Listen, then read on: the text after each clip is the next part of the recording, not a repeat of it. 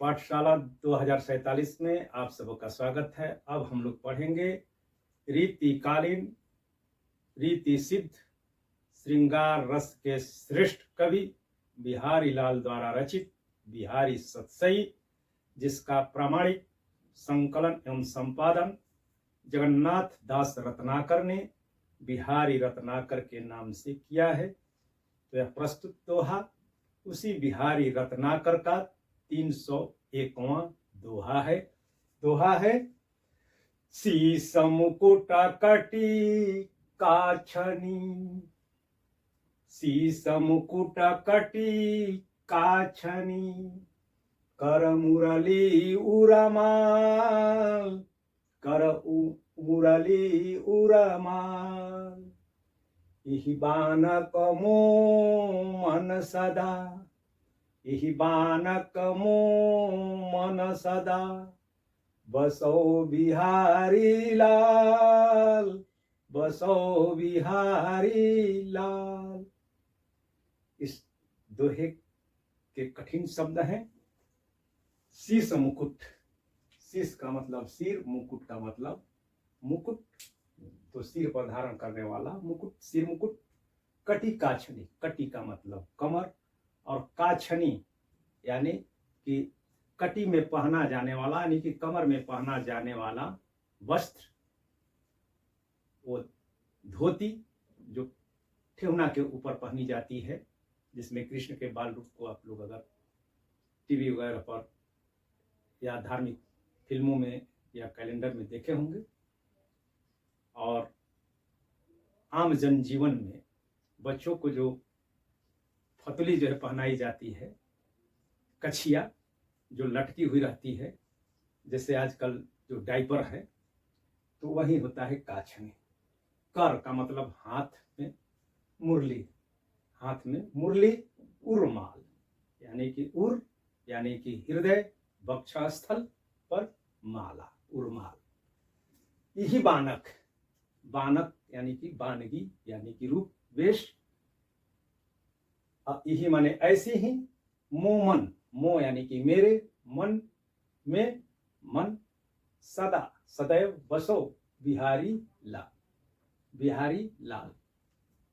तो स्वयं बिहारी लाल के लिए भी यह हो सकता है, और बिहारी लाल यानी कि वृंदावन में विहार करने वाले वृंदावन बिहारी लाल, जो पूजा पाठ में आप लोग जयकारा के समय सुनते हैं, तो वही वृंदावन बिहारी लाल।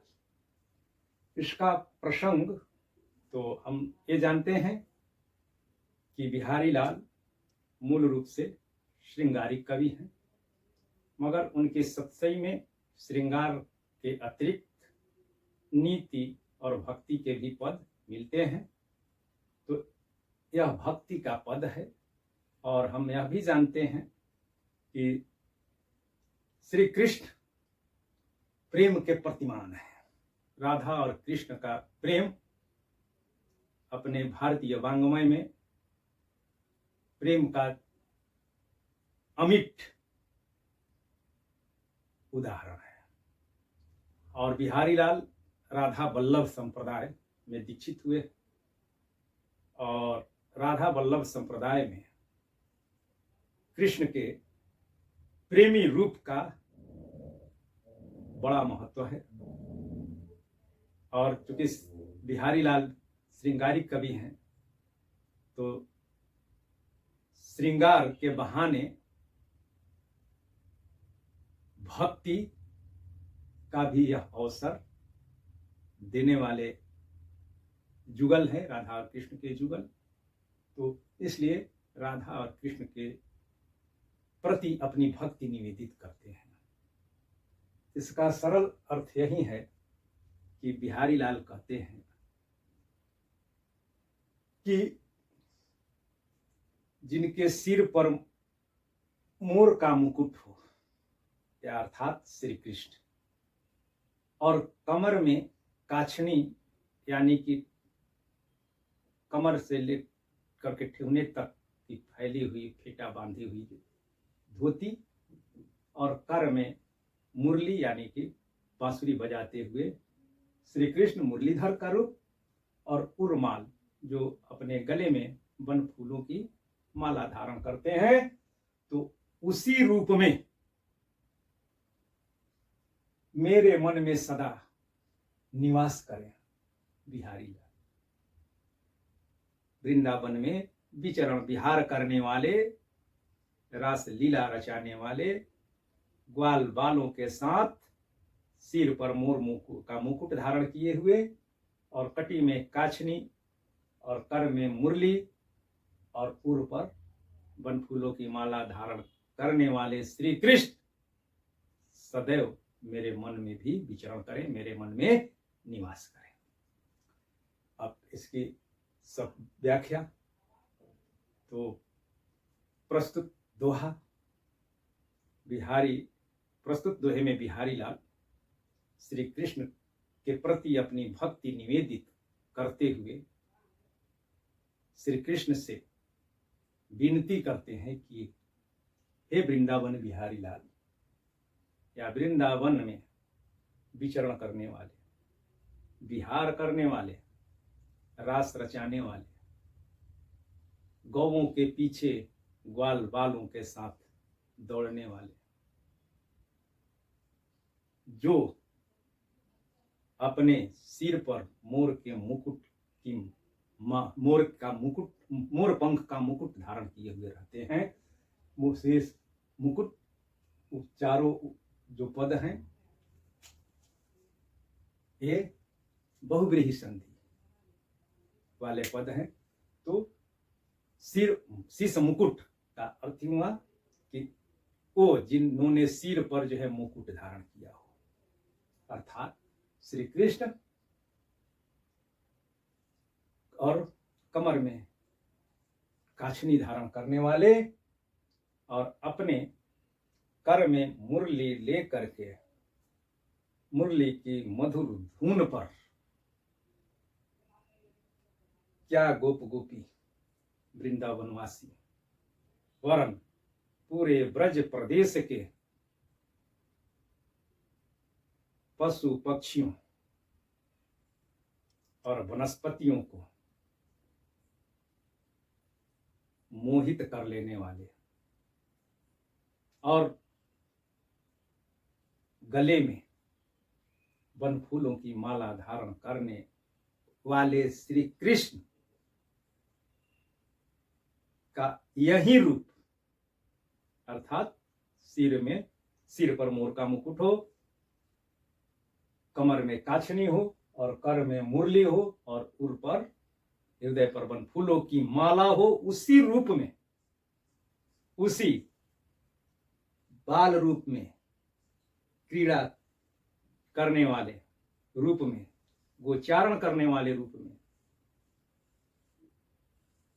मेरे मन में सदैव के लिए निवास करें। अब इसमें विशेष प्रसंग में ही हो गया कि यह भक्ति से संबंधित दोहा है और संभवतः ऐसे ही दोहों को, ऐसी ही रचनाओं को देख करके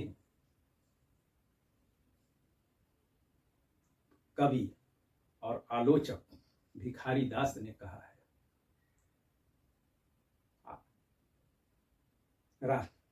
राधिका कन्हाई नाम सुमिरन को बहानो है। तो राधा और कन्हाई के प्रेम प्रसंग के को लेकर के ही श्रृंगार का भी अवसर इन कवियों ने ढूंढ लिया है। भाषा तो ऊपर के का पूरा चरण जिसमें 4 पद हैं और चारों पद बहुव्रीहि समास, और बहुव्रीहि समास में क्या होता है कि जो है शब्द विशेष अर्थ व्यंजित करते हैं।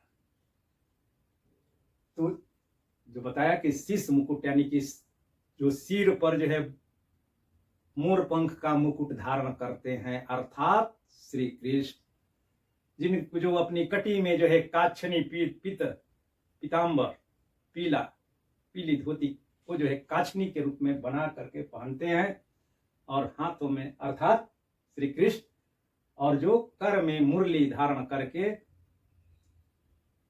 अपने संगीत के धुन पर सबको रमने और झूमने के लिए प्रेरित कर देते हैं, वो मुरलीधर अर्थात श्री कृष्ण, और उर पर जो बनफूलों की माला धारण किए हुए हैं अर्थात श्री कृष्ण। तो एक ही चरण में चार चार बहुब्रीहि समासिक जो है पदों का प्रयोग करके कवि ने एक व्यापक अर्थ को प्रस्तुत करने में पर्याप्त सफलता पाई है। अब अलंकार, तो देख रहे हैं कि श्री कृष्ण के रूप का चित्रण करने के लिए कैसा रूपक तैयार किया है बिहारी लाल ने। शीश मुकुट कटिकाछनी करमुरली उर्माल, तो इसलिए इस पूरे दोहे में रूपक अलंकार है। रूपक और यही बानक मोमन सदा, यानी कि यही बानक की संभावना, यानी कि यही रूप मेरे मन में बसे सदैव के लिए, कि वो संभावना कर रहे हैं, अपेक्षा कर रहे हैं कि श्री कृष्ण का वही मोर मुकुटधारी मुरलीधर और उर्माल धारण किया हुआ रूप बसे, तो चूंकि संभावना व्यक्त कर रहे हैं इसलिए इसमें उत्प्रेक्षा अलंकार है। उत्प्रेक्षा अलंकार है। और यहां पर बिहारी लाल में शलेष अलंकार है, सभंग शलेष।